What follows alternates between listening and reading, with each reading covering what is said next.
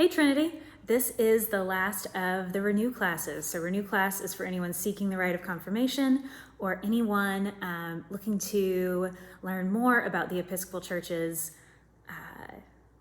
devotional life, worship, approach to scripture, practice, governance, and now relational mission. So every church has a gift that it offers to the community, and I want to discuss it through the lens of relational mission. We can never perfectly imitate the heart of Christ, but I think thinking of it through that lens gets us closer. We see Jesus always be in relationship with every, it may be short, it may be over the span of years, but Jesus really gets to know anyone whose path he crosses. So we say relational mission is kind of a how and a what, and mission to say, we're not a secular community service organization. We frequently support them. We're grateful for the work that they do. This is not a knock on them, but this is saying, in what ways is the church different? And hopefully, this is our testimony to the grace of God and the beauty of Christian life together. So, growth, mutual understanding, how do we show up in these partnerships? I think first of all to say it's always a partnership. That we show up with humility, with the knowledge that we will learn more about God when we talk to somebody else, and seeking to support dignity. So as you may remember from the session on baptism, that's part of our baptismal covenant. And we're at the Free Clinic of Central Virginia last Friday, and what I saw there was a really, really great example of supporting people's dignity. So they recently renovated, and it's gorgeous. It looks like any doctor's office. There's no sense of makeshift or haphazard to it. They've created a really beautiful and dignified space. They also have the fresh food pharmacy, and you would walk through that like you would walk through anything at the farmer's market. And I thought this was really cool. They have a recipe attached to everything, so it isn't here's some food that we just cobbled together. Here's some food that we just pulled out of our pantry because we didn't want it. You have it. It's a lot of fresh produce, and it's given with this idea of this would be a fun recipe you might enjoy. So I just think that's really fun. All right, so a bit more about this as we go. You knew it was coming. Here it is. Here's the Bible verse that I want us to think about as we look at this. He has shown you, O mortal, what is good, and what does the Lord require of you? To act justly, to love mercy, and to walk humbly with your God. So that comes to us from the prophet Micah. And here are some really big picture ways that we can think about this as relating to relational mission. Act justly. Justice is fairness and reasonableness, especially in the way people are treated and decisions are made. I also think there's a public square approach to this too. So when I was in divinity school, I did my field ed placement at a church on the north side of Chicago. And, we had in one of our MDiv ministry studies classes, we were talking about the different projects that our churches did.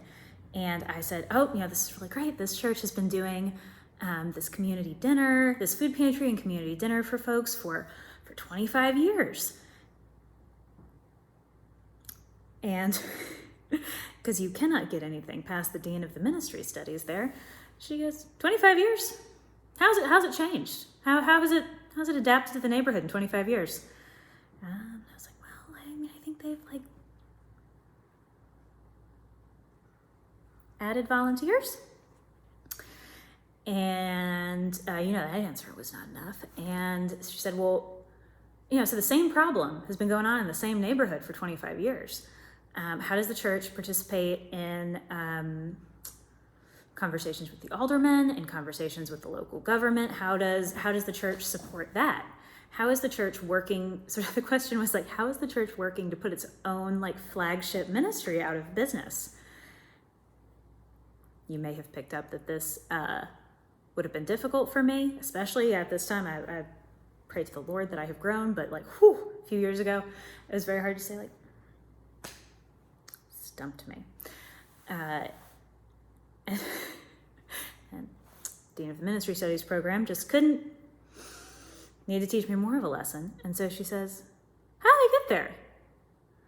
Well, so when you don't have a car, so when you go there, how do you get there? And I was like, well, I take the Brown line up, and then I walk about 1.5 miles. I was just like, where's the bus? That would be also 1 mile away. So that's actually a whole Chicago-wide problem. It's very easy to go north and south. When you want to go east and west, you are entirely at the mercy of a bus schedule. And she was making the really great point that this did not make it convenient for people who might need it the most, and it didn't make it any kind of convenient for folks who had mobility or medical issues that would prevent the ability to trudge heartily through the snow that really, really piled up in Chicago, and the ice. Anyway, that has stuck with me. That's a great point, and that's a great lens to look at any ministry with. How are we putting ourselves out of business? All right, so that's act justly. The other part would be love mercy. And so let's define mercy as compassion, kindness, forgiveness, especially shown to someone over whom a person has power, a person has a different kind of awarded privilege, or they would be read differently socioeconomically. So mercy without justice could degenerate into dependency and entitlement. Preserving the power of the giver over the recipient. Justice without mercy is more concerned about rights than relationship. But mercy combined with justice would say, here's immediate care and a future plan. Here's emergency relief. Here's also responsible development. Here's short-term intervention. And here's our long-term involvement. We are not quitting this relationship when the news cycle changes. We are not quitting this relationship even when we get bored. We're sticking with you. And it creates heart responses and engaged minds. So that section just drew really heavily on the book Toxic Charity by Richard Lupton. I was talking to someone who works really closely with Parkview Community Mission here, and their board just read that a little while ago and has really, really taken it to heart. So if that book sounds at all interesting to you, it really is.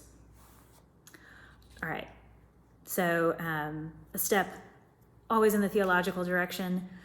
2 theologians I want to tell you about. I should spend 45 minutes to an hour telling you about Gustavo Gutierrez.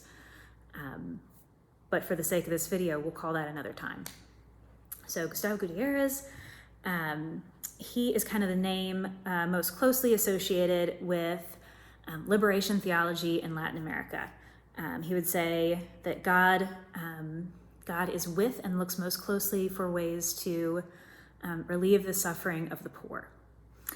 Gustavo Gutierrez would not call himself the most prominent liberation theologian.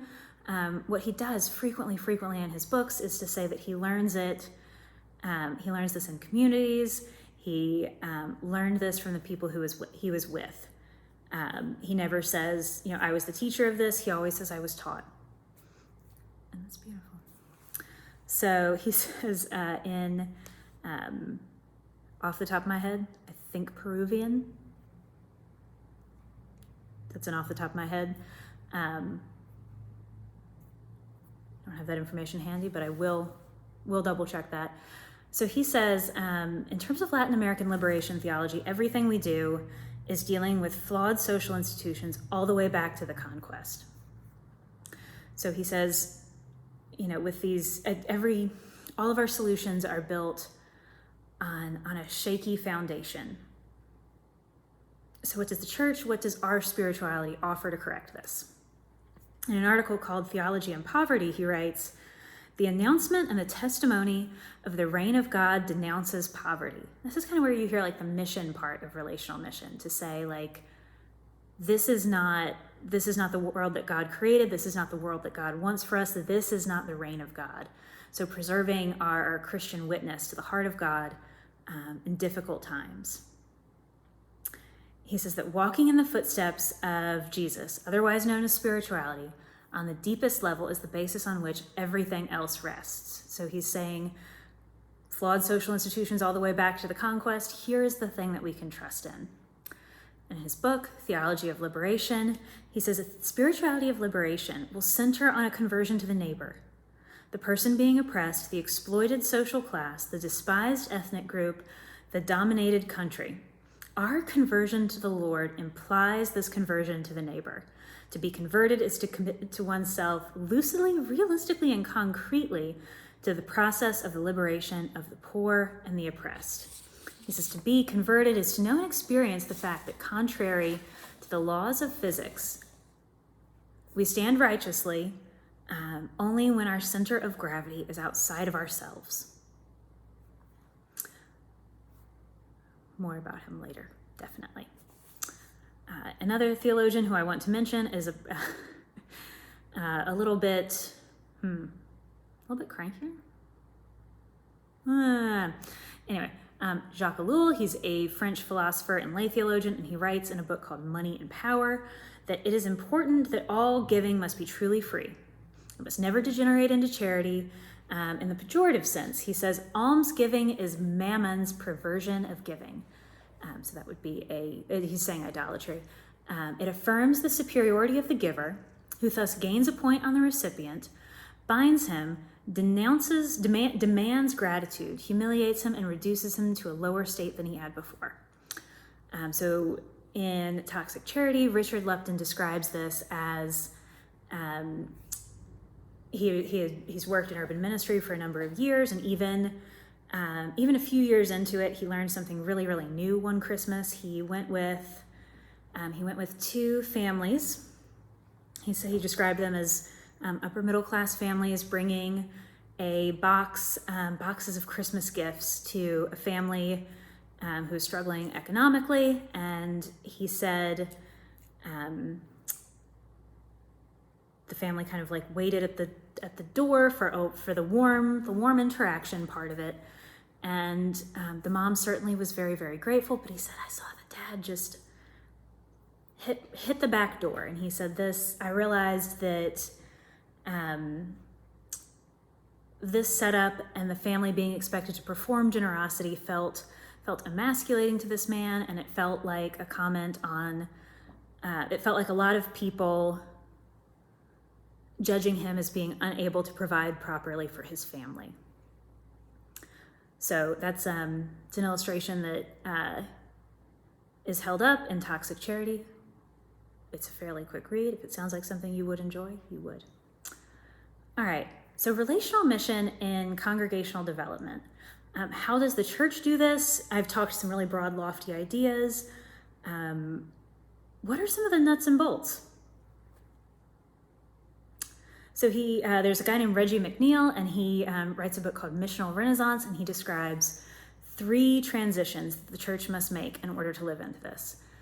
He says the first transition is when the church goes from an internal focus to an external focus. The church commits to deep community engagement, moving beyond service projects or charitable acts. Mission is not an activity, it's not an add-on, it's not an extra thing that we do to be good, but it is our way of being in the world, or becoming it is our purpose. It's our way of being in the world, and we always we ask ourselves always, how are we seeking the reign of God? This shift raises the core question of why the church exists. Is it to maintain institutional forms and structures, or to be an instrument in God's hand for the extension of the reign of God? A little bit more about the second shift.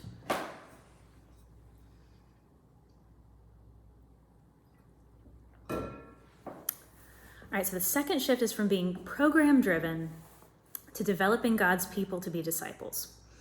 He says, elements of this shift are moving away from the Christendom experience of church as a collection of programs. Realizing that the church's product is not our programmatic output, he says that creates consumers rather than disciples and apostles. He said, rather what we should do is equip followers of Jesus who enjoy abundant life and point others to it, and focus on developing their personal testimony and equipping them for mission. He says it's shifting away from just participating in the program life of the church towards disciples who can discern God's mission in the world and join it. I will tell you that one of the most awkward experiences of being a priest, and there are plenty, but one of the most awkward ones is when people apologize because they didn't make it to a program, and I have to explain, I'm not taking attendance. It is an offering and a gift to you. If it didn't fit your schedule, then let's help me create something that does. If it doesn't fit your needs, let's plan something that does.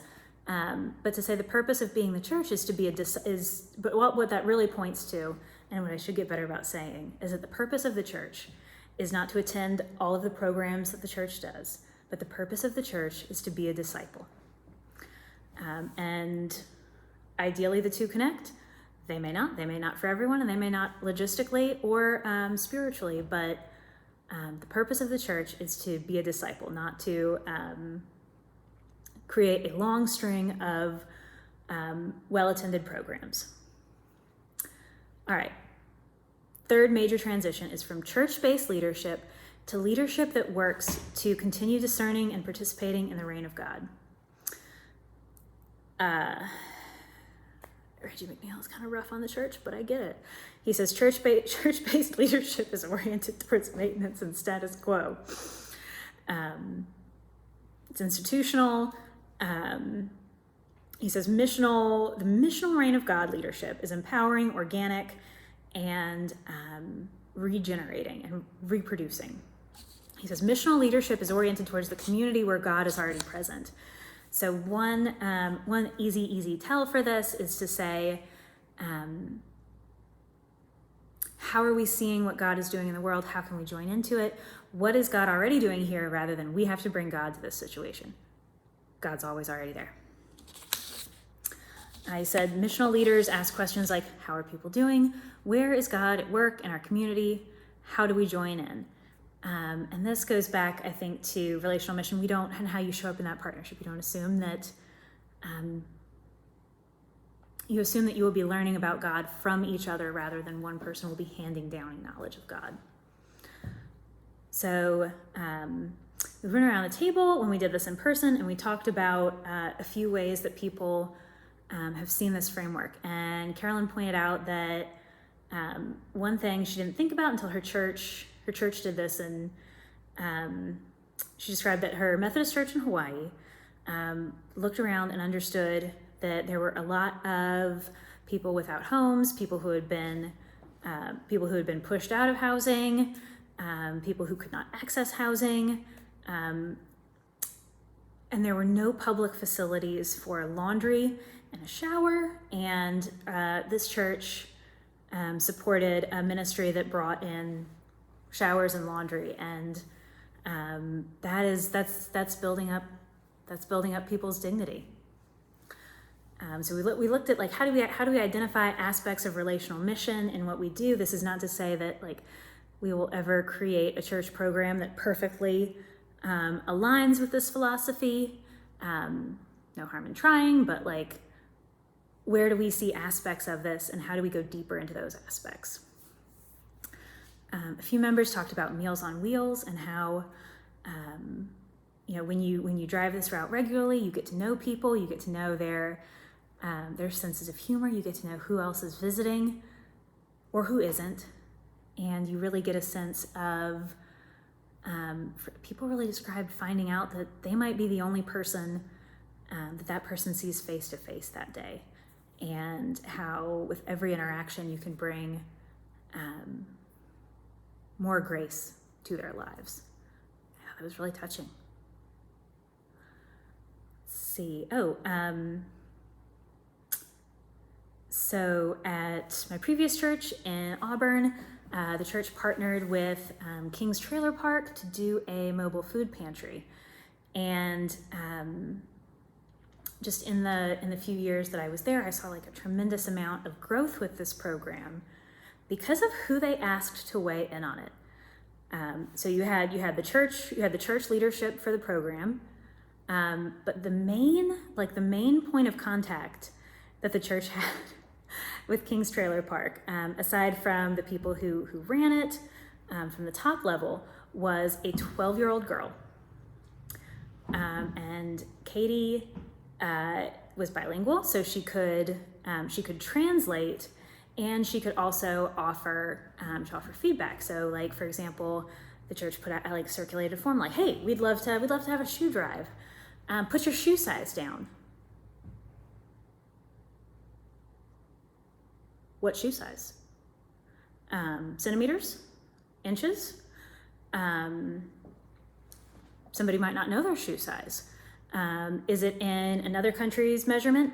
Is it American shoe sizes? And just, what we might think is a simple question, what's your shoe size? She pointed out let's do a little more on this one. And this was, I think I'm really fond of this ministry, you can tell, but it was really clear to see that the church leadership really said, bring 100% of your opinions to this situation. Be really clear with us. You know life in King's Trailer Park better than we do. And she made great points about how to do a school supply drive, that someone might not know if the assumption is that you look online for it and they don't have internet. So that was an administrative piece. She was really fantastic about it.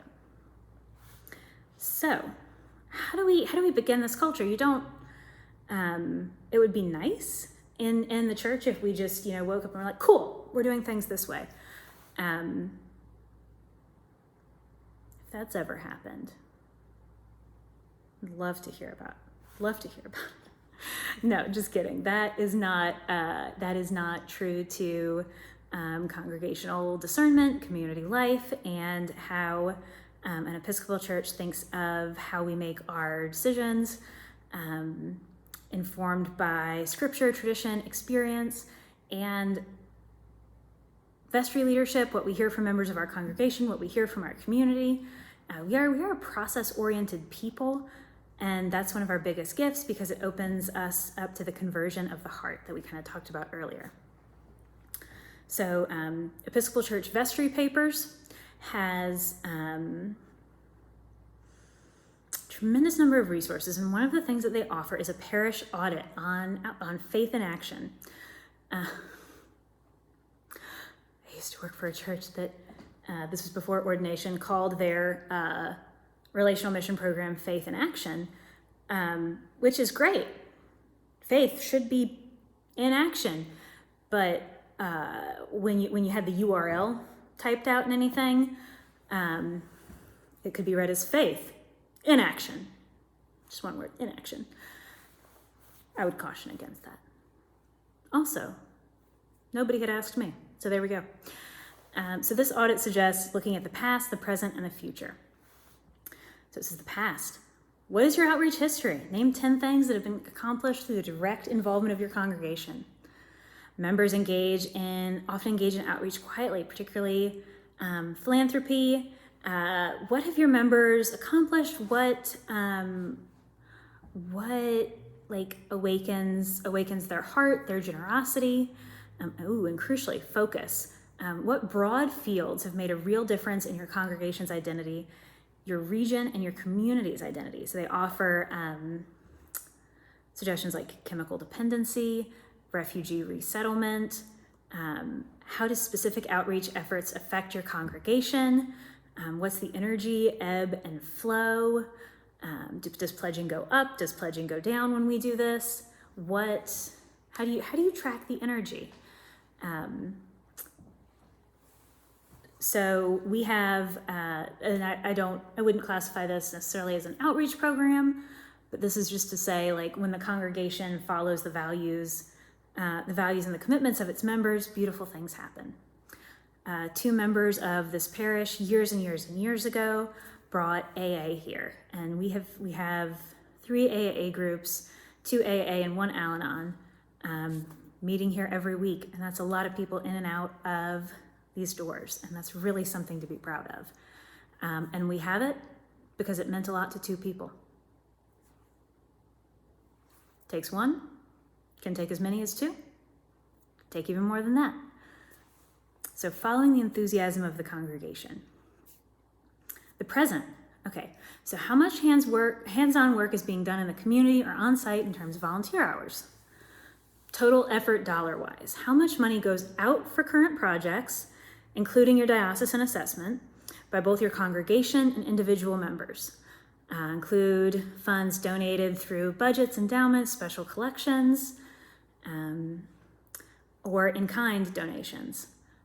We just dropped off a lot. So we do a drop-off for the Blue Ridge Area Food Bank every month, and we just dropped off a lot of magazines and art supplies. This church was so generous with these, and the Free Clinic of Central Virginia sent us a picture, just hands, no faces, nothing identifying, of people in the behavioral health group really enjoying using the art supplies that we sent over.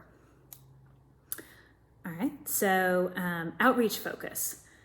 If you have an outreach committee, is it an avenue for bringing new life and new energy to the congregation?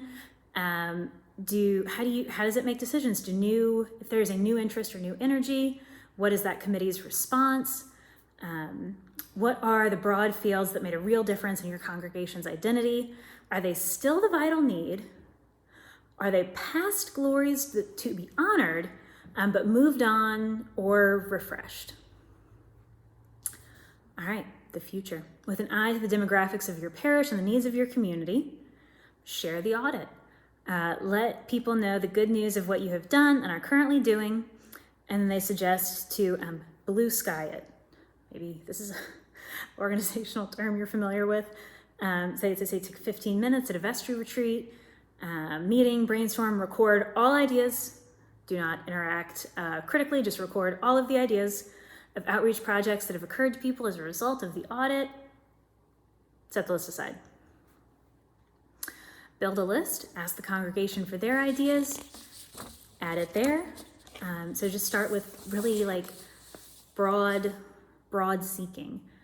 And then the most crucial thing we do to make it relational mission, pray and wait. Pray asking for God's guidance, and then let the way appear with the discernment of the Spirit and with a little time. Then they say pick 3 priorities, at least 1 new effort, keep something on the back burner, and also keep some room and energy for a new need that comes up. This parish responded with a lot of generosity to the appeal for money sent out by Episcopal Relief and Development in Ukraine. Just tremendous generosity. This audit also advises to say, just step out in faith. The Holy Spirit will guide you. Stay open. Enjoy. All right, so that is a broad look at relational mission in the Bible, theologically, congregationally, and a lot to offer for our discernment ahead. It's going to be great to have this conversation with you.